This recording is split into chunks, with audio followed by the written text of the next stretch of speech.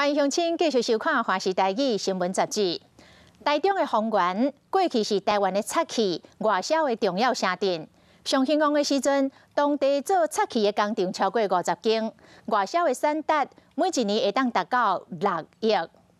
1992年开始，台湾全面禁错着天然林，所以用来替木材丰富烂的漆料，慢慢失去着市场甲需求。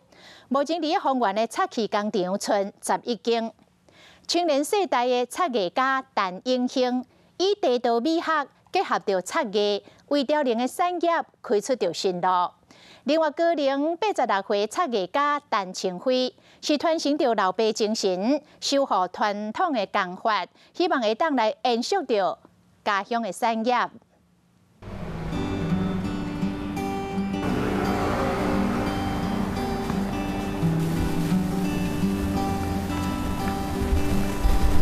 我现在做这个是一个圆盘哈，这经过雕刻，哦，把这个线，这是算是一个很简单的浮雕而已啦。这个总称，这个工作的名称叫蓬莱。这个图腾啊，就是一般都是以台湾的水果为主，像凤梨，像现在是画一个凤梨，有时候画香蕉啊。讲到漆艺，讲袂煞，伊是台湾出名的漆艺家陈清辉。就算食到86岁啊，伊还是真精准掌握力头，替阮一笔一画画出有台湾风土民情的蓬莱图。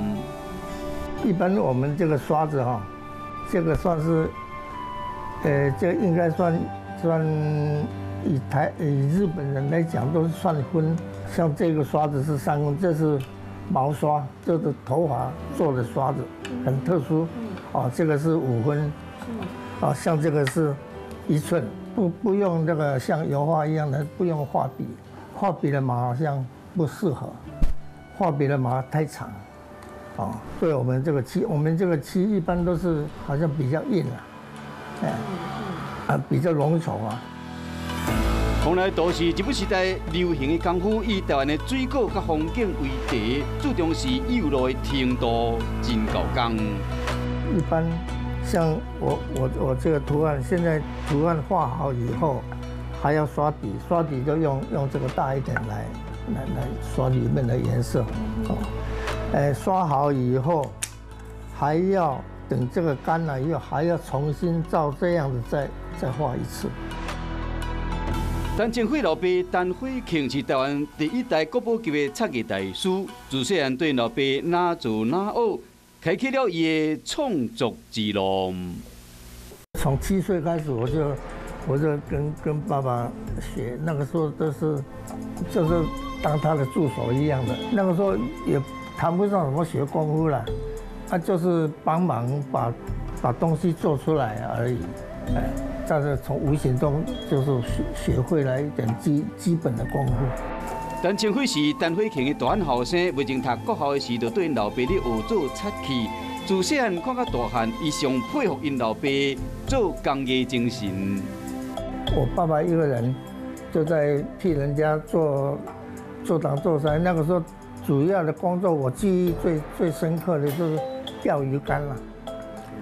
钓鱼竿以前都是用竹竿做的，现在是用塑胶的了。以前都是竹竿做的，竹竿每一节大家都还在放到，好像一抽出来都有5、6节，那每一节都要擦这个天然漆。那个时候我爸爸把那个钓竿擦得很漂亮。1970年代，台湾漆器一年外销的产值有7、8亿，其中9成以上是来自丰原。当年远景又搁出现伫眼前，有漆盘、漆碗，所有的大部分都是用具了。哦，所谓漆器都是器具了。外销日本都一定做给日本人。那个时候很多台底都从丰原，以前。丰原好像是卡基亚修啊，哦，车船都是全省都集结在丰原，所以我爸爸就从丰原进精进这些东西啊，日本人订单来，按照图样画好，所以现在有很多丰原的师傅，丰原的这个技术都是我爸爸的徒弟啊。漆艺创作唔若高工，变化性嘛讲袂了。陈前辉精通各种台体制作甲纹饰的技法，更加坚持要走传统的색도工艺。这个叫铝色粉，铝色粉叫推光粉。 用手掌来推，一般也可以用这样子，用这个布团推也可以啊，但是手掌效果比较好。这项为当朝开始的变刀技法，到今嘛已经有1200年历史。以用手推油金甲描金彩绘技术出名。这个是已经擦了好几层了，还有每一层都有撒那个金箔。现在这个有撒那个亮亮的都是金箔啊。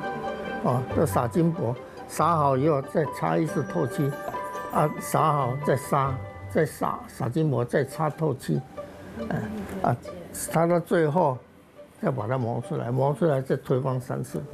过程中上考验人的耐性，陈前辉却是拢做未先，坚持工艺精神，嘛去感染到孙仔陈为仁。也可以到家点起来，这样来切。 打圆圈，切，把这手给它夹，好来，给你。阿公这样对吗？对。 26岁陈为仁若下班后，总是特别找时间陪因阿公安尼抹来抹去。虽然边的人拢会甲讲，漆艺是实用产业，不过认为只要有人愿意做，微小力量嘛会使改变一切。会难啊。 不过阿公做，我就觉得他在忙，我也想跟着他忙。蛮期许啊！后来当阿伯，给我鬼啊，像我这样子，要不断的练了。我以前学的时候，看那个时候环境比较有工作的机会了，但现在好像比较少工作机会，工作少的话就较有较无啊。 大水感慨讲出漆艺产业上个现实的困境，因为社会经济结构的转变，加上1990年开始，台湾全面禁止做这个天然林，用伫茶库丰富的漆料嘛不再重要。 丰原作为台湾的漆器之乡，全盛时期这里的漆器工厂多达50家，如今却仅剩下11家，而且有许多都已经不再量产。在这样的前提之下，得更仰赖年轻世代的创作者，守着这项式微的产业。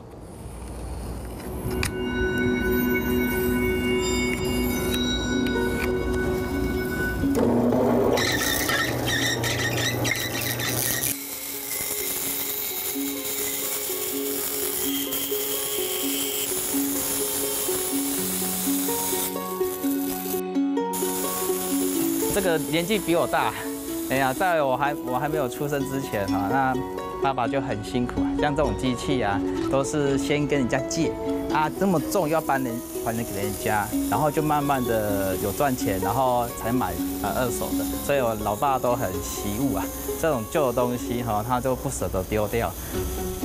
就算老爸已经过身啊，厝内漆器厂嘛不再运作啊，伊依然用家己的力量坚持救因老爸打拼一世人的产业。因为毕竟吃木屑长大的，好跟朋友开玩笑讲把晒多好嘞，那个粉尘很多嘛，哦，小时候就是帮忙嘛，哈，就有一定的情感。以前小时候，一般。 同学放学回家，可能就是放松啦、自由去玩啦，哈。那我们可能就回来就是帮忙磨木头，还是切东西。陈永兴想起了家己的囡仔时代，差不多拢是伫厝内漆器厂度过。看过漆器市场的反应，嘛看到伊渐渐啊稀微。既然订单变较少啊，那你不如转做教学。伊攻读硕士，专门研究工业设计。 目前伫国立台湾艺术大学做漆器老师，延续漆艺水。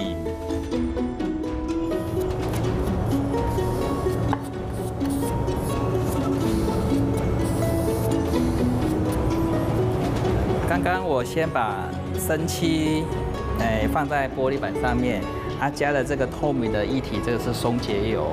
那因为这个漆它比较浓稠，然后我要把它稀释，让它变得比较轻一点，然后到时候我涂在这个木头上面，它就会渗透到它的纤维，去保护这个材料。我们要看到它的垂柳的那种速度。好，它滴下来的速度的话，它很流畅啊，哈，它不会说停滞很久不会掉下来，它一缠起来哈，它就是很顺的呢，就会一直滴下来。41岁陈永兴是丰原地区做漆艺中生代，为一块原木到一支茶汤匙啊，拢稳重卡数。日本的汤匙哈，它很多小汤匙，那他们在使用的习惯上面啊，拉面的有拉面的汤匙，喝咖啡有喝咖啡的，可以看看这个外形哈，像我们在那个日本料理哈常看到的这种个人的勺子啊哈，对，那早期啊都是木头跟竹子的结合，像这个舀汤的部分，这是木头，然后呢这个是用那个竹子的。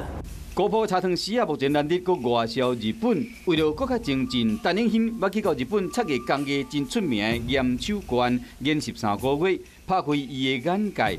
即马伊嘛特别伫工作室内面打造漆器空间，每一个摆设拢结合了漆艺美学。漆器会没落，可能是以前都是以产业为主。那产业的话，有可能是因为日本的需求没有那么多了，所以呢没有什么订单。那我觉得漆器它是好东西，应该是不会失传。那好东西呢，它有它的一个特色，那就是说它的一些美的本质，然后结合一些好的氛围，然后能跟自己的生活结合在一起。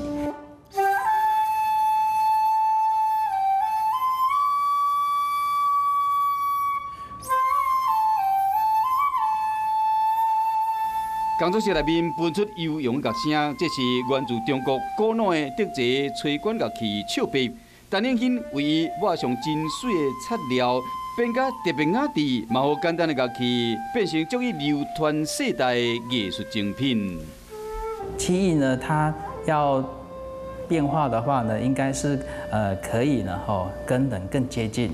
我觉得这是我们一个比较长远的一个目标啊。好，因为好像漆器跟我们有一些距离感，因为我们比较没有使用漆器的文化。那如何让我们更亲近它呢？就是说，我们可以从简单的漆艺的入门，我们先来欣赏这么漂亮，然后它是如何制作的，然后自己亲手去制作、去体验。产业稀微，人才流失，同业之间嘛更加互相疼惜。为了更加亲近的，丰原嘛成立全台湾唯一的漆艺馆。这一个的话，它叫做螺钿。这个螺钿的技术就是我们去拿那个贝壳。那贝壳呢，当然这一块板子我们要先挖洞，那挖完洞又把贝壳镶进去，再上漆。无共激发的漆画，增添馆内色彩。成立19年的漆艺馆。